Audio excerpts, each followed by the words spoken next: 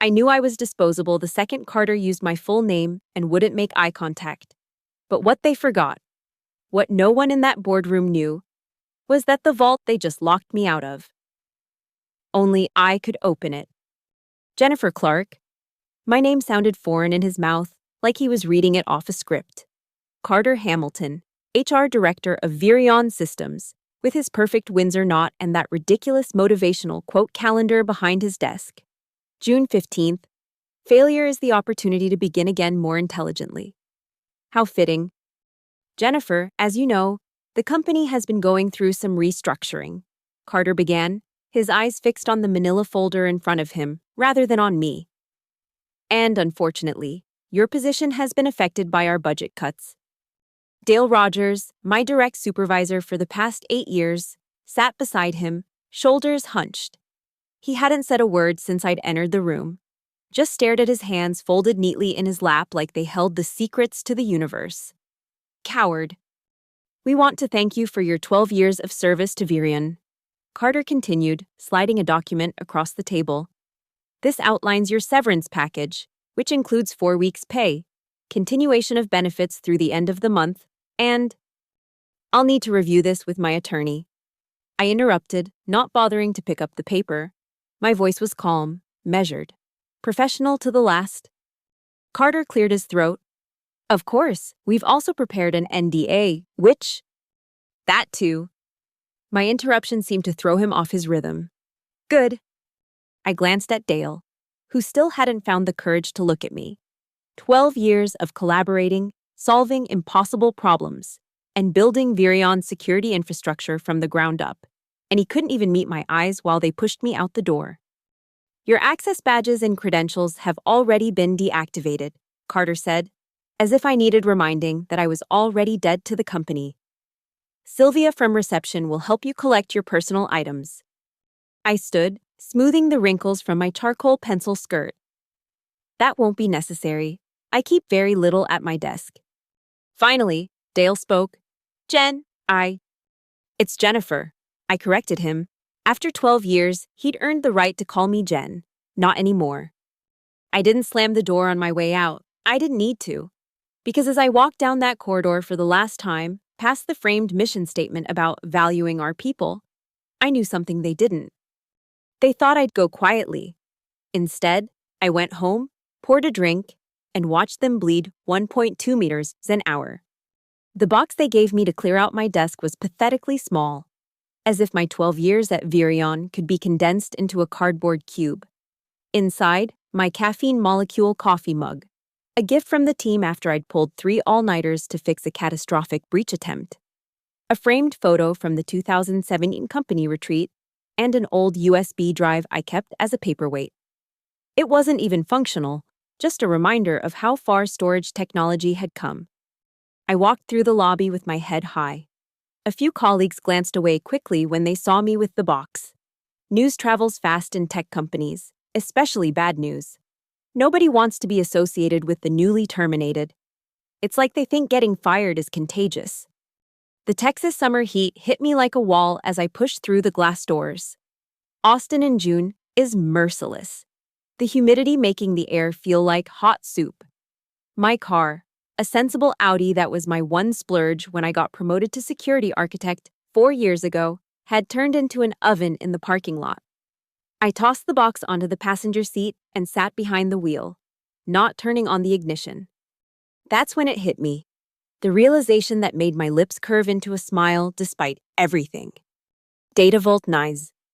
The $20 million data center housed in the basement of Virion's headquarters, the vault I designed 2 years ago, the crown jewel of the company's security infrastructure, the repository for all of Virion's proprietary algorithms, source code, and client data.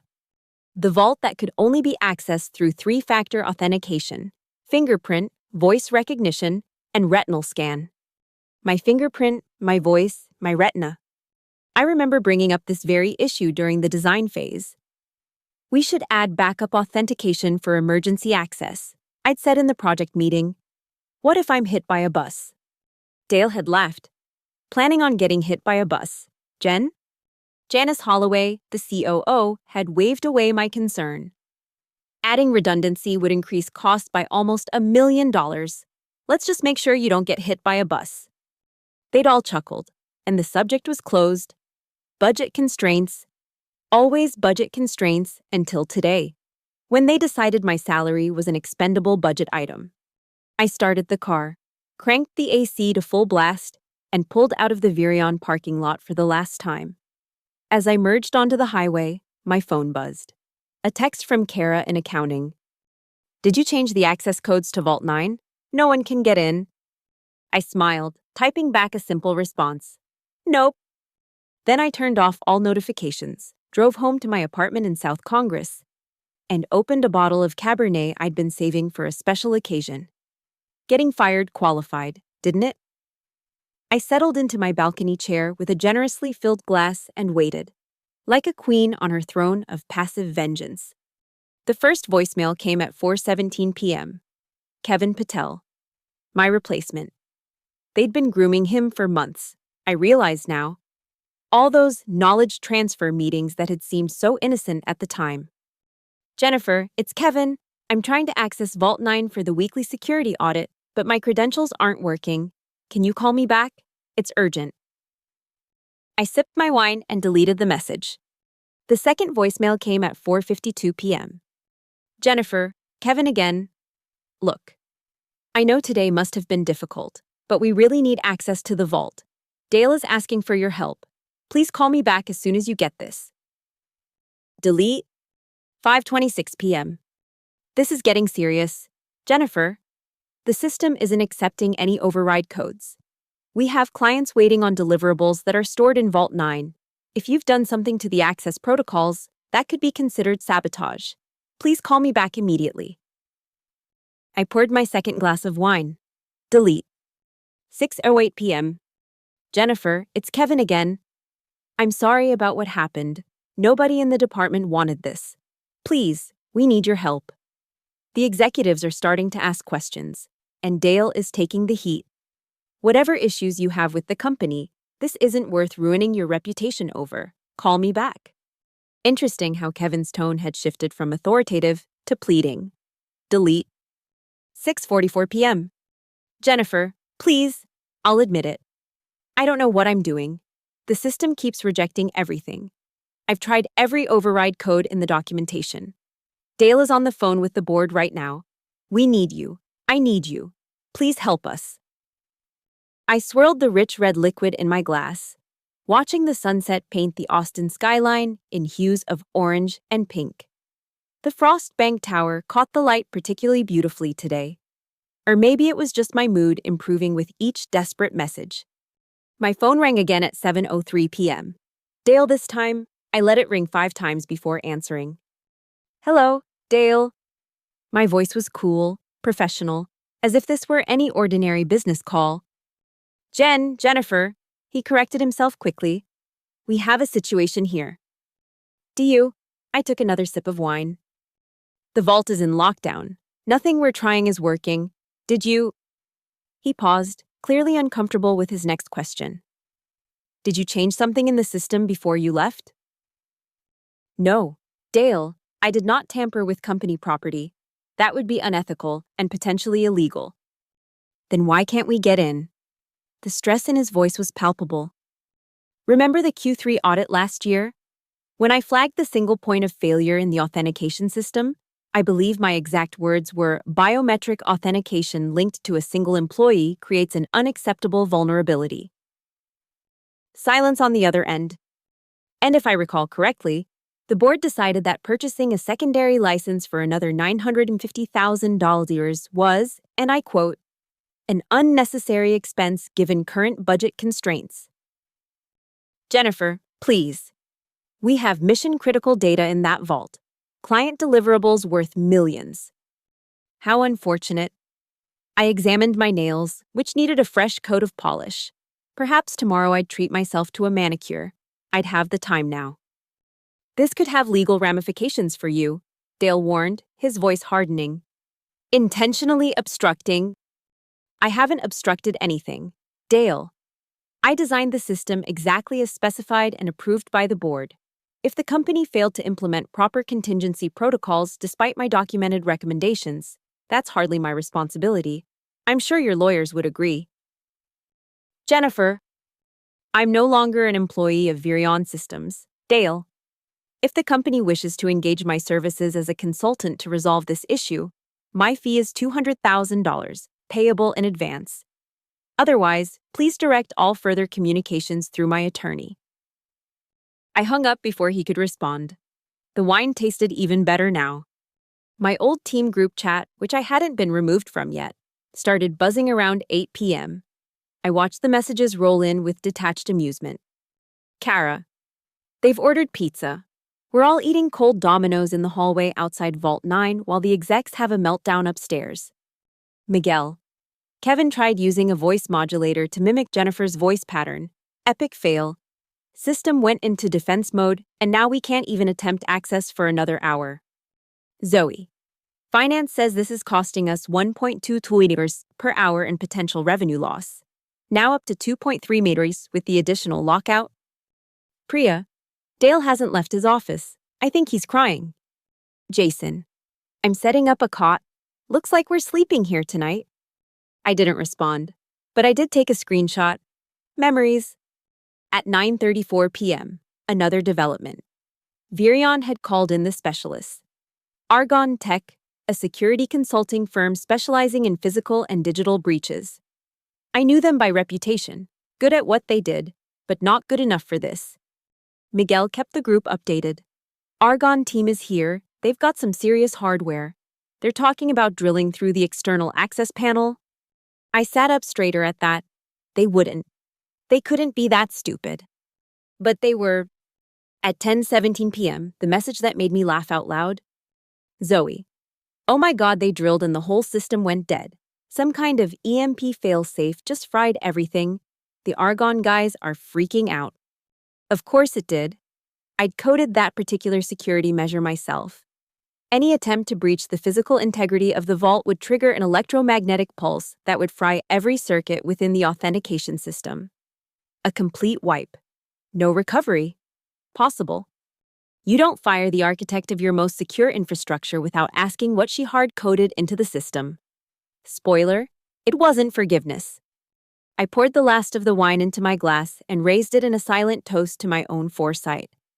The balcony had cooled with the night air, and the city lights twinkled below like they were celebrating with me. My phone rang at 11:26 p.m., a number I recognized but hadn't expected. Janice Holloway, Chief Operating Officer of Virion Systems. This is Jennifer, I answered, keeping my voice neutral. Jennifer, it's Janice Holloway. As if I wouldn't recognize the voice of the woman who'd signed off on my termination. I think we need to talk. It's rather late, Ms. Holloway. Please call me Janice. Her tone was conciliatory, almost friendly. It made my skin crawl. I've just been briefed on the situation with Data Vault 9. I'm sorry to hear that. I wasn't. There's been a misunderstanding. Jennifer, a terrible misunderstanding. I waited, saying nothing. The restructuring decisions were made weeks ago, based on incomplete information. Your department was tasked with reducing headcount, and Dale. Well, Dale made a decision that, in hindsight, was clearly flawed. I see. We'd like to correct this error, effective immediately. We're rescinding your termination notice. Your position is secure, with a 15% raise and a formal apology to be distributed company-wide. I laughed. I couldn't help it. Ms. Holloway, Janice, I think you misunderstand the situation. I'm not interested in returning to Virion. Jennifer, please be reasonable. Whatever grievances you have. I don't have grievances. I have boundaries. And one of them is not working for a company that discards 12 years of loyal service with a manila folder and a cardboard box. What do you want? The friendly veneer was cracking now. Good. I told Dale earlier, I'm no longer an employee of Virion. I'm a consultant. My fee is $200,000 for 4 hours of work, payable in advance. That's extortion. No, it's the market rate for emergency specialized services. You're welcome to call around to other security consultants, but I doubt they'll be able to help you with this particular problem. And every hour you delay costs Virion how much in lost revenue? $2.3 million. I believe the latest figure was. Silence. Then, we'll pay your fee, but I want you here first thing in the morning. I'll need the payment processed before I arrive. And I have additional conditions. What conditions? Her voice was tight with suppressed fury. First, Carter Hamilton will read a formal apology to the IT department, with video documentation provided to me. Jennifer. Second, Dale will apologize in the next company-wide meeting for failing to implement the security recommendations I made last year. Third, my name will be officially credited as the lead architect of Data Vault 9 in all company materials going forward. Fine. The word sounded like it physically pained her to say. And fourth, no one at Virion contacts me again without an invoice. A long pause. Agreed. Anything else, Your Majesty? I smiled at the sarcasm. That should cover it. I'll be at the office at 9 a.m. Please ensure my payment has been processed by then. It will be done, Janice said coldly, and hung up. I went inside, washed my wine glass, and slept better than I had in months. The next morning, I dressed carefully, a black suit that said, "I'm not here to make friends," red heels that added 3 intimidating inches to my height, and the diamond earrings my grandmother left me, small but flawless, just like my plan. When I walked into the Virion lobby at precisely 9 a.m., the receptionist's eyes widened. "Ms. Clark, they're expecting you in the executive conference room." "I'm sure they are." I took the visitor badge she offered, clipping it to my lapel with deliberate movements. The irony wasn't lost on me, 12 years here. And now I was a visitor. Heads turned as I walked through the open office space. Whispers followed in my wake. To them, I was something between a villain and a hero, the woman who had brought a $400 million tech company to its knees overnight. The executive conference room door was open. Inside sat Janice, Dale, Carter, Kevin, and 2 men in suits I didn't recognize, probably legal. Their conversation stopped abruptly when I appeared in the doorway. "Jennifer," Janice stood, gesturing to an empty chair. "Thank you for coming." I remained standing. "Has my payment been processed?" Janice nodded to one of the suits, who slid a document across the table. "The wire transfer was completed at 8:30 this morning. The funds should already be in your account." I checked my banking app. $200,000 minus taxes would be a nice cushion while I decided on my next move. The transfer was there. Excellent. Now, before we proceed, I believe Carter has something to say to the IT department. Carter's face flushed an interesting shade of red, but Janice nodded curtly. "It's been arranged. The team is gathered in the main conference room." We relocated to the larger space, where about 30 people from the IT department sat in uncomfortable silence. I spotted Kara, Miguel, Zoe, and the others from the group chat, their expressions ranging from confusion to barely suppressed glee. Carter stood at the front, a sheet of paper trembling slightly in his hands. A company phone on a tripod was set up to record him. He cleared his throat and began to read. "I, Carter Hamilton, on behalf of Virion Systems, would like to formally apologize to Jennifer Clark for the unprofessional and short-sighted decision to terminate her employment. This decision was made without proper consideration of her critical role in our security infrastructure and her 12 years of exemplary service. The company acknowledges this mistake and the disruption it has caused to operations. We express our sincere regret for any distress this has caused Ms. Clark." He looked up, his expression a mixture of humiliation and resentment. I gave him a small nod. "Thank you, Carter. I accept your apology." The recording stopped, and Janice quickly ushered our small group toward the elevators that led to the basement level where Data Vault 9 was located. The tension in the elevator was thick enough to cut with a knife. "The Argonne team says the damage to the authentication system is extensive," Kevin said, breaking the silence. "They're not sure if any data was corrupted when the EMP triggered." "The data is fine," I said. The EMP was targeted specifically at the authentication circuits. The storage arrays are separately shielded. You thought of everything, didn't you? Dale muttered. That's what you paid me for. Until yesterday. The elevator doors opened to reveal a scene of controlled chaos. The Argonne specialists huddled around open panels of circuitry, while several Virion engineers stood by helplessly. The massive vault door, 16 inches of reinforced steel and composite materials, stood closed and unyielding. Ms. Clark, one of the Argonne specialists approached, hand extended. I'm Dr. Elias Brenner, lead security consultant at Argonne Tech. I have to say, your security system is the most elegant piece of work I've encountered in 20 years in this field. Thank you, I said, shaking his hand. Though I'm sorry you had to see it under these circumstances. Can you fix it? Janice interrupted impatiently. I walked to the main access panel, examining the damage from the drilling attempt. Yes, but everyone needs to clear the area. Security protocols require private access codes that aren't for public consumption. We're paying you $200,000, Janice protested.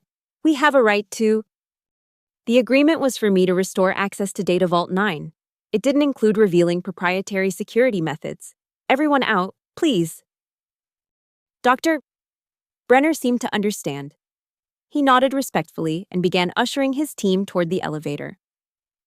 After a moment of frustrated silence, Janice nodded to the others. Give her space. When they were gone, I placed my palm against the secondary biometric scanner hidden beneath a maintenance panel. A backup I'd installed off the books, in case of exactly this type of emergency. The scanner hummed to life, having been shielded from the EMP by specialized casing. System Restoration Protocol Alpha 973, I said clearly. Voice authentication, Jennifer Clark. A small panel slid open, revealing a retinal scanner. I leaned in, letting it map my eye. Authentication accepted. Welcome back, Architect Clark. The system's voice responded. Please state restoration parameters. Full system restore. Maintain existing security protocols. Reset administrative access.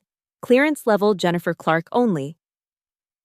Understood. Restoration commencing. Lights began to flicker across the control panel as the system rebooted. Within 90 seconds, just enough time for the others to grow anxious, I heard the distinctive click of the massive locking bolts retracting. I pressed the intercom. You can come back now. They rushed in like children on Christmas morning, faces alight with relief and disbelief. The vault door stood open, revealing racks of servers humming contentedly inside, all data intact. It's working, Kevin asked incredulously, checking the nearest terminal. Everything should be functioning normally. I confirmed. I've reset the system to its original parameters. So we can access it now? Dale asked. Without you? I smiled. No, Dale. You misunderstand. I've restored the system to its original design specifications, which means it still requires my biometric data for access. However, I've left a temporary override that will give you access for exactly 72 hours.